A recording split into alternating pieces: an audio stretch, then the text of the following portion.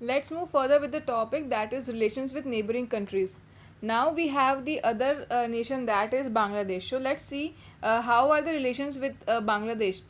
So basically Bangladesh came into existence after the Indian Pakistan war in 1971. सो जब India Pakistan का war हुआ 1971, उसके बाद जो है बांग्लादेश लाइक एग्जिस्टेंस में आया. उसके पहले जो बांग्लादेश है वो ईस्ट पाकिस्तान के नाम से जाना जाता था और वो जो है पाकिस्तान का ही पार्ट था. सो ये जो बांग्लादेश का फॉर्मेशन हुआ उसके अंदर इंडिया ने काफ़ी मेजर रोल प्ले किया था. नाउ इनिशियली जो इंडिया और बांग्लादेश के रिलेशन थे वो काफ़ी फ्रेंडली थे. एंड जो बांग्लादेश का इंडिपेंडेंस है उसके बाद भी इंडिया ने काफ़ी हेल्प करी है फाइनेंशियली एंड मटीरियली. लेकिन कुछ मैटर्स पे जो है इंडिया और बांग्लादेश के जो रिलेशन है वो थोड़े स्ट्रेसफुल है.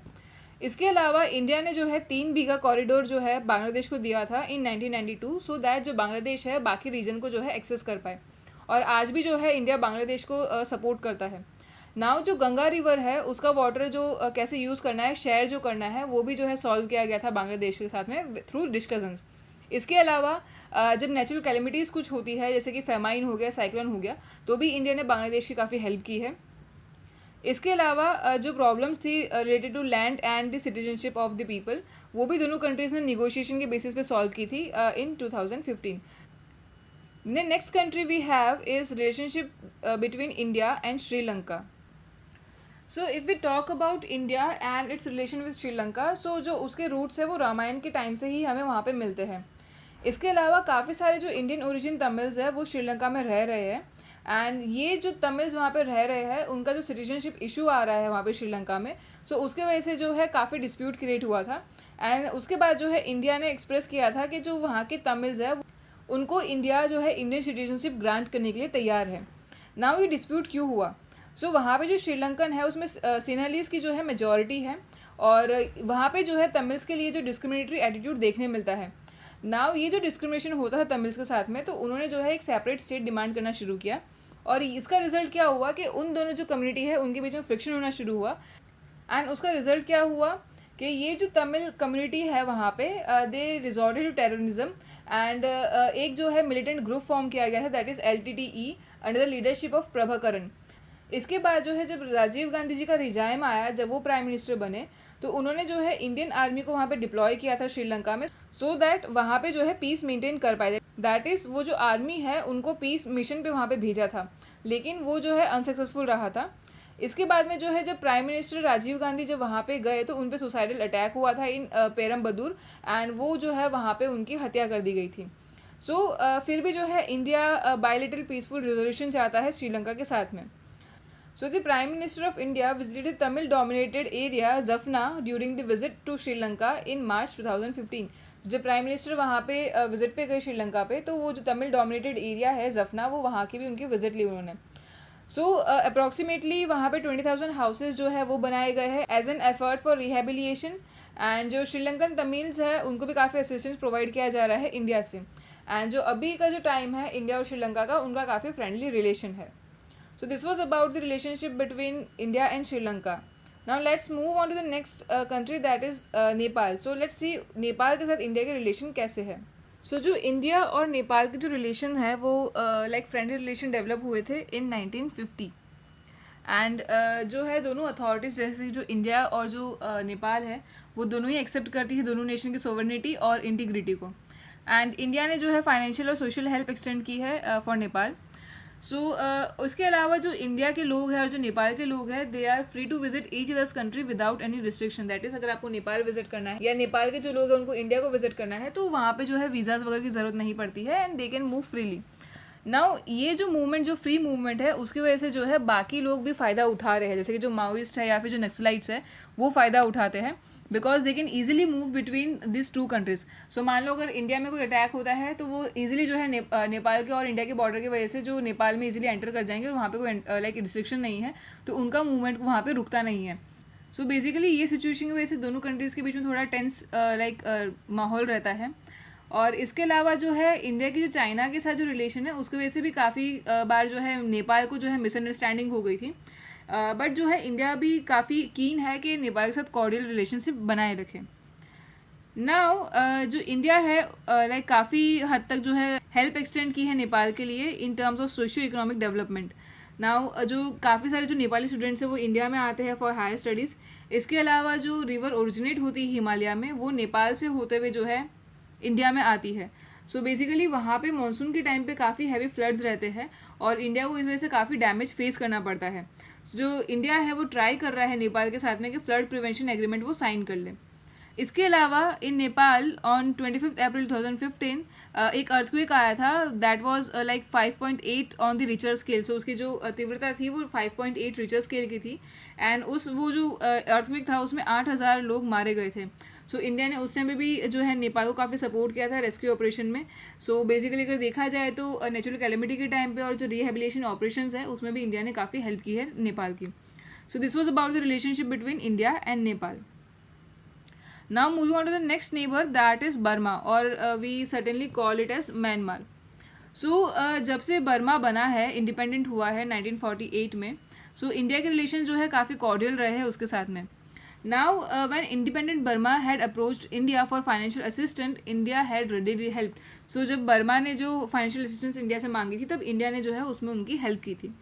नाउ एक एग्रीमेंट जो है कंट्रीज़ के बीच में साइन किया गया है एंड उन्होंने जो है एक्सेप्ट किया है कि दोनों जो है सॉवरेनिटी को मेंटेन करेंगे, म्यूचुअली रिस्पेक्ट करेंगे और जो है इंटरनल मैटर्स में इंटरफेयर नहीं करेंगे. और ये जो एग्रीमेंट साइन हुआ था वो हुआ था 1951 में. So a 5-year agreement was made between the two countries in the same year. The business relation got strengthen. So इसी के साथ में जो है एक 5 year का एग्रीमेंट साइन हुआ था जिसके अंदर जो है बिजनेस रिलेशन भी काफ़ी स्ट्रॉन्ग हुए थे.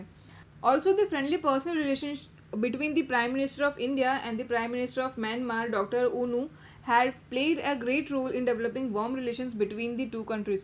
So जो इंडिया के प्राइम मिनिस्टर और जो म्यांमार के जो प्राइम मिनिस्टर है डॉक्टर ऊनू, उनके बीच में भी काफ़ी फ्रेंडली रिलेशंस है एंड इससे भी जो है दोनों कंट्री के बीच में काफ़ी लाइक वार्म रिलेशंस रहे हैं. Now Burma had approached India for the help for ammunition at the time when the border security issue surfaced. तो जब बॉर्डर सिक्योरिटी का इशू आया तभी भी म्यांमार ने जो है इंडिया को अप्रोच किया था कि वो एम्यूनिशन के अंदर हेल्प करे. अपार्ट फ्रॉम दैट इंडिया ने जो है 50% जो ड्यूज थे बर्मा के वो वेव कर दी. दैट इज़ जितना अमाउंट जो बर्मा ने लोन पे लिया था उसमें से 50% अमाउंट जो है इंडिया ने वो माफ़ कर दिया. And also India offered a loan when Burma was facing economic crisis. जब इकोनॉमिक क्राइसिस जो है बर्मा फेस कर रहा था तभी भी इंडिया ने जो है उनको लोन ऑफर किया था. So the two countries decided to further strengthen their bilateral relation by arranging a visit to Burmese Prime Minister Ne Win to India. उसके बाद में जो है 1965 में बर्मीज प्राइम मिनिस्टर ने विन जो है इंडिया के विजिट पे आए थे और इस तरह से भी जो बायलेटरल रिलेशनशिप है वो स्ट्रेंथन हुआ था. Now it is to be noted that there has been no single instance of friction between India and Burma. So India और बर्मा के बीच में कभी भी कोई भी जो है फ्रिक्शन नहीं आया है अब तक. So this was about the relation between India and Burma. Now we have next country that is Bhutan. So जो भूटान है उसका इंडिया के साथ रिलेशन कैसा है. सो जब इंडिपेंडेंस हुआ तो जो इंडिया है एक ट्रीटी साइन करी थी that is treaty of friendship in 1949 with the Bhutan to have permanent peace and friendship. So permanent peace and friendship के लिए जो है भूटान के साथ में ट्रीटी ऑफ फ्रेंडशिप साइन की गई थी. सो इंडिया ने जो है भूटान की सोवरेनिटी एक्सेप्ट करी है और जो रिटर्न में जो भूटान ने भी लाइक एग्री किया है कि वो इंडिया की सिक्योरिटी मैटर्स और फॉरेन पॉलिसी में जो है लाइक उसकी रिस्पेक्ट करेंगे. सो जो प्राइम मिनिस्टर नरेंद्र मोदी उन्होंने भूटान विजिट किया था इन 2014 और जब चाइना ने इन्वेड किया था तिब्बत को तो भूटान को जो है काफ़ी लाइक थ्रेटनिंग जो सिचुएशन है वो आ गई थी भूटान के लिए बिकॉज भूटान जो है वो भी तिब्बत के पास में पड़ता है. सो बेसिकली उस टाइम पे हुआ क्या कि ये जो थ्रेटनिंग सिचुएशन आई जब चाइना ने तिब्बत को लाइक अपने अंडर में कर लिया था तो उस टाइम पे जो है भूटान और इंडिया के रिलेशंस और ज़्यादा लाइक इंक्रीज हो गए थे और ज़्यादा क्लोज आ गए थे. So when Bhutan Dorji was assassinated in 1964, the anti-India move had been initiated. However, the situation had changed within short span. So जब भूटान के जो दोरजी थे उनको असैसिनेट कर दिया गया था इन 1964, उस टाइम पे जो है एंटी इंडिया मूव शुरू हो गया था लेकिन शॉर्ट टाइम में जो है ये सिचुएशन चेंज हो गई थी. So it was only due to India's effort that Bhutan became a member of Universal Postal Union in 1969. And also at the UN, India's relations with Bhutan have been as equal and friendly as with Burma. So जो है India ने जो है काफ़ी efforts लगाए थे and Bhutan ने जो है यूनिवर्सल पोस्टल यूनियन के लिए साइन किया था एंड वो मेंबर बन गए थे इन 1969. इसके अलावा जो यूएन है उसके अंदर जो दैट इज यूनाइटेड नेशंस है उसमें भी भूटान और इंडिया के काफ़ी अच्छे रिलेशंस रहे हैं और वैसे ही फ्रेंडली रिलेशन है जैसे हमारे बर्मा के साथ में है या फिर जो म्यांमार है उनके साथ में है. सो इंस्पाइट ये जो भूटान है काफ़ी स्मॉल कंट्री है लेकिन इंडिया ने जो है इसको हमेशा जो है एक स्पेशल इंपॉर्टेंस जो है प्रोवाइड की है. Apart from that, Prime Minister of India, that is Narendra Modi, visited Bhutan on June 2014, and in the discussion arranged during that visit, he said that if India progresses, there will be a direct effect on the neighboring countries. So जब उन्होंने वहाँ पे Bhutan visit किया तो India ने ये कहा, prime minister ने ये कहा कि अगर इंडिया प्रोग्रेस करता है तो इसका डायरेक्ट इफेक्ट जो है उनकी नेबरिंग कंट्रीज में भी देखने मिलेगा. दैट इज जब अगर इंडिया प्रोग्रेस करेगा तो उसके नेबर्स भी जो है साथ में प्रोग्रेस करेंगे. So later he also expressed a sense of satisfaction over the bilateral cooperation in the matters of national security. So उसके बाद में जो है इंडिया ने satisfaction जो है एक्सप्रेस किया था जो bilateral cooperation है उसके मैटर पे और also national security के लिए. Thus India has established a warm relation even with a relatively small country like Bhutan. So भले भूटान बहुत छोटी कंट्री है बट इंडिया ने जो है हमेशा इसके साथ में बहुत ही कॉर्डियल रिलेशनशिप मेंटेन की है.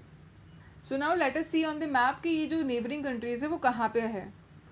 So now you can see the map of India with its neighboring countries. Now ये जो डॉटेड लाइन है वो इंडिया की जो है इंटरनेशनल बॉर्डर है. सो लेट अस सी कौन कौन सी कंट्री कहाँ पे आती है. सो अगर यहाँ से हम और ऊपर जाते हैं दैट इज़ नॉर्थ साइड पे जाते हैं तो वहाँ पे रशिया आता है. इंडिया की वेस्ट साइड पे यहाँ पे पाकिस्तान है. इंडिया की ईस्ट साइड पे यहाँ पे जो है चाइना है. देन अगर आप यहाँ पे थोड़ा चाइना से नीचे आए तो यहाँ पे आपको ये नेपाल दिखेगा. फिर इंडिया की इस साइड पे ये जो है बांग्लादेश है. ये जो है यहाँ पे म्यांमार और जो है बर्मा है. देन यहाँ पे श्रीलंका है. एंड यहाँ पे अगर आप देखें छोटी सी कंट्री है वो है भूटान. सो ये सब जो कंट्रीज़ है वो इंडिया की नेबरिंग कंट्रीज़ है. Okay, so over here we complete our chapter and if you have any doubt you can write in the comment section and I will try my best to make it easy for you. Okay.